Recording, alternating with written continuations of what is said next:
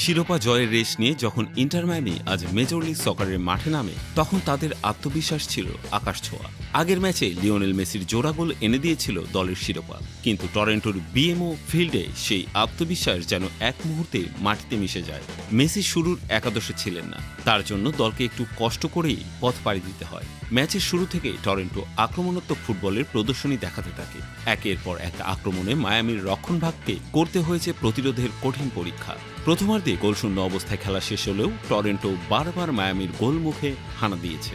তারা 15টি আক্রমণ সাজায়, যার মধ্যে 6টি শট ছিল লক্ষ্যে। অন্যদিকে মায়ামি যেন নিজেদের ছন্দ খুঁজে পাচ্ছিল না। তাদের 4টি আক্রমণই ছিল অনেকটাই দিশেহারা। তবে শেষ মুহূর্তে নাটকীয় মোড় নেয় ম্যাচের গল্প।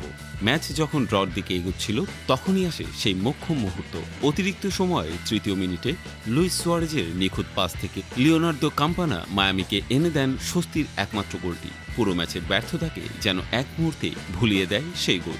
ম্যাচের গল্প তখনই নতুনভাবে লেখা হয়, যেখানে মায়ামি জেতে 1-0 ব্যবধানে আর টরন্টো ডুবে যায় হতাশার সাগরে। এটা ছিল মায়ামির জন্য কঠিন এক জয়। প্রথম দিকে মেসি না থাকলেও শেষ ভাগে মেসির উপস্থিতি যেন দলকে নতুন শক্তি যোগায়। যদিও কোনো গোল পাননি মেসি, কিন্তু শেষ মুহূর্তে কাম্পানের করা একমাত্র গোলই মায়ামিকে জয়ের দ্বার প্রান্তে নিয়ে যায়।